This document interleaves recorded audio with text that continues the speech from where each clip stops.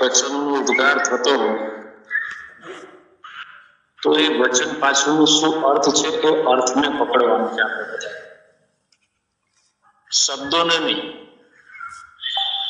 શબ્દોથી તો અંતઃકરણ અનંત જન્મોના સંસ્કારથી ભરાયેલું છે. મોટામાં મોટી ભાંજકડ જે ઊભી કરી છે એ શબ્દો કરી છે, વાણીએ. જ્યાં જ્યાં વાણીનો ઉદ્ગાર થાય છે ત્યાં પરિચ્છિન્નતાના દેશકાળનું બંધન આવે છે. વાણી બોલવાની ત્યારે થાય છે જ્યાં બીજો છે એનો સ્વીકાર થાય, અને બીજો છે ને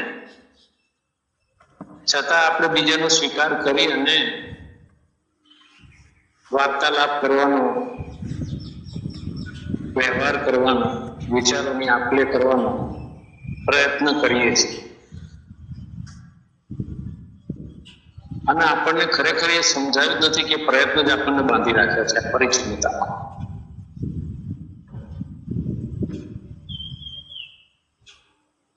જો ખરેખર સત્ય સમજાઈ ગયું છે તો ત્યાં વાણીને કોઈ સ્થાન નથી. વ્યવહારિક સત્તામાં આપણે વાણીનો ઉપયોગ કરીએ છીએ એ પ્રારબ્ધમાંથી પસાર થવા માટે કરીએ છીએ. અને એમણે શાસ્ત્રો કીધું છે કે મન વચન કર્મથી જગતના કોઈ પણ નામરૂપ આકારને દુઃખ કે તકલીફ કે અપમાનિત કરવાના નથી,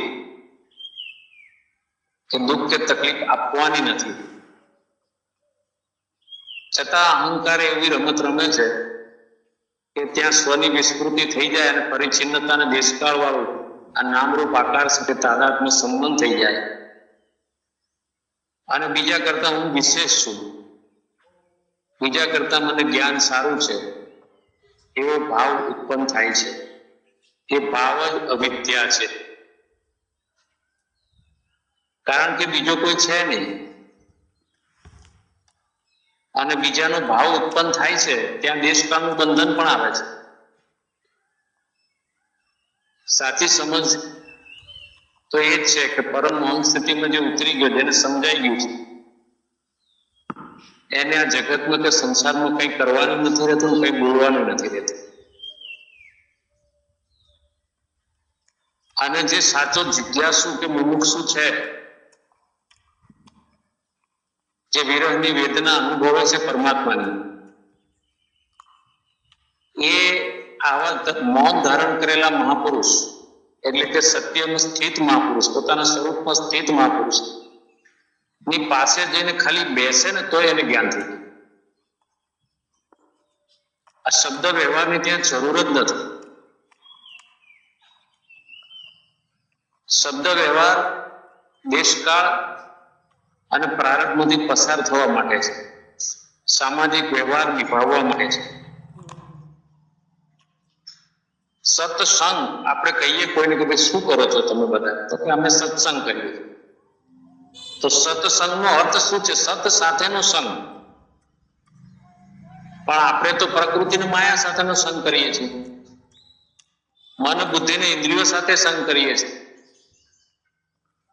અને વાણીથી કઈ ને કઈ પ્રગટ કરવાનો પ્રયત્ન કરીએ છીએ.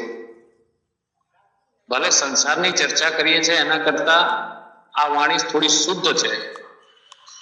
આ વાણી અભયતા પ્રદાન કરે છે દરેક જીવને. આ વાણી સત્યનો રાહ બતાવે છે, દરવાજા સુધી લઈ જાય છે. સત્ય પાસે પહોંચવાનો જે માર્ગ છે એ ખુલ્લો કરે છે, શુદ્ધ કરે છે અને સત્ય પાસે કઈ રીતે પહોંચાય એની આ મન બુદ્ધિ આ વાણી દ્વારા સ્વીકાર કરી અને જ્યારે ખરેખર એને મૌન ઉતરી જાય, પરમ મૌન, ત્યારે એ ચેતન વિષયાતીત થાય છે, શબ્દાતીત થાય છે, ભાવાતીત થાય છે, કાળાતીત થાય છે, સમયાતીત થાય છે. અને એ જ શુદ્ધ ચેતન છે ને એ જ બ્રહ્મ ચેતન છે. અને એના સિવાય જે કંઈ પ્રતીત થાય છે, જે કંઈ દેખાય છે, જે કંઈ મન બુદ્ધિ દ્વારા અનુભવાય છે, એ બધું જ કપોળ, કલ્પિત અને મિથ્યા છે, વાસ્તવિક નથી. ગુરુજીનો ખૂબ સુંદર ભાવ છે કે પોતે તો પોતાના સ્વરૂપમાં રમણ કરે જ છે, પણ કરુણાવશ થઈ, દયાવશ થઈ અને પોતે દેહ ઉપર ઉતરીને વાણી દ્વારા એ શુદ્ધ અવસ્થાનું વર્ણન કરે છે કે જેથી એ જિજ્ઞાસુ મુમુક્ષુ છે એ બધાને સમજમાં આવે કે આપણે ખરેખર શું છીએ અને જે નથી એમાં કેમ ફસાઈ ગયા છે અને જે છે એમાં કેમ આપણે પાછા વળી શકતા નથી.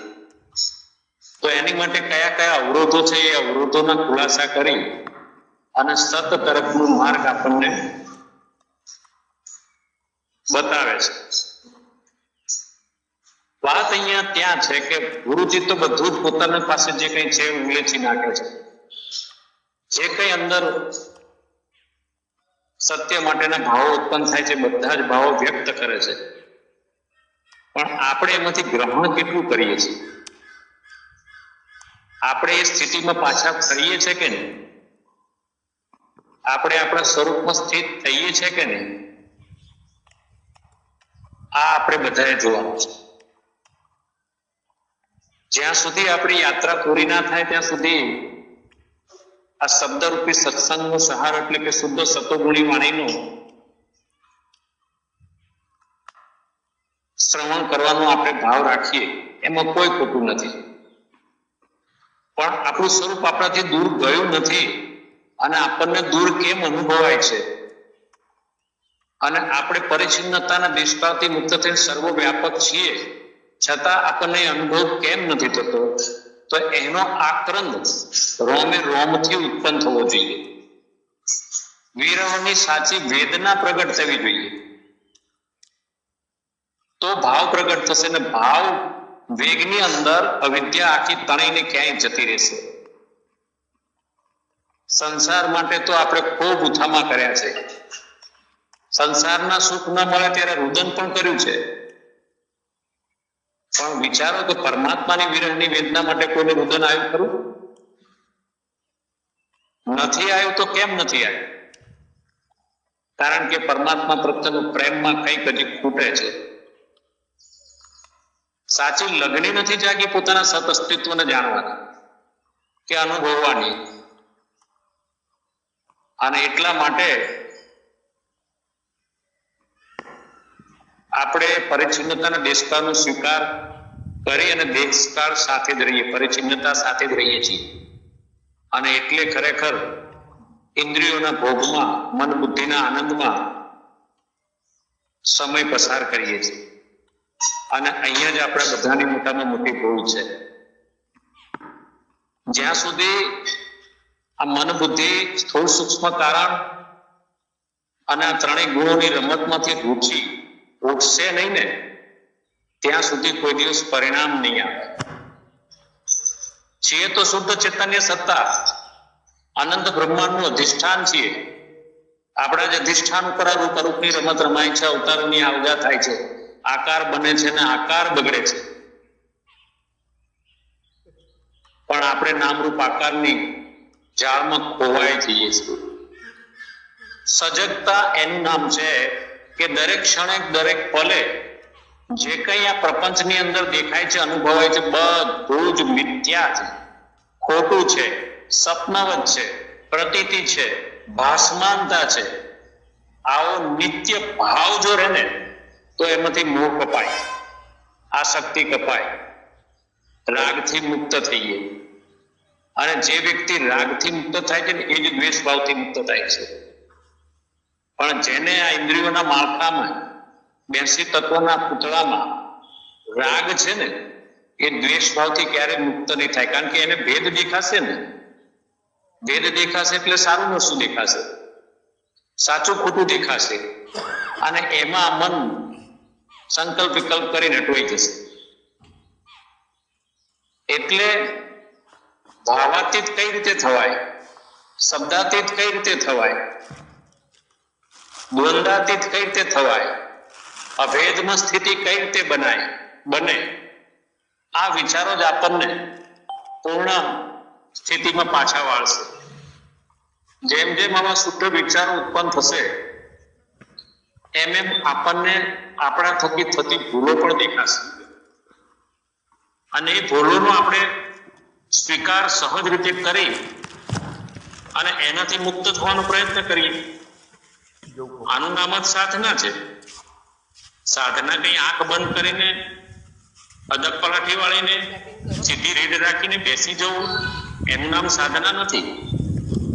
સાધના એ છે કે સત્ય શું છે, હું કોણ છું, મારું અસ્તિત્વ શું છે, અને આપણા સિવાય જે કંઈ પ્રગટ થયું છે ને એને આપણે સત્તા આપીશું તો એ એમનું એમ રહેશે, પણ એને સત્તા નહીં આપીએ તો એ બધું જ અદ્રશ્ય થઈ જશે અને શેષ આપણે એકલા રહીશું.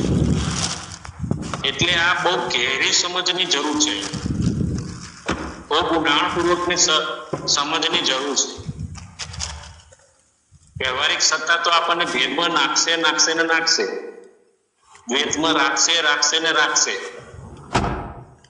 અને એમાં પછી બીજા બધા દૂષણો જે કહીએ આપણે એ દ્વૈત ભેદથી જ કામ, ક્રોધ, લોભ, મોહ બધા ઉત્પન્ન થાય છે.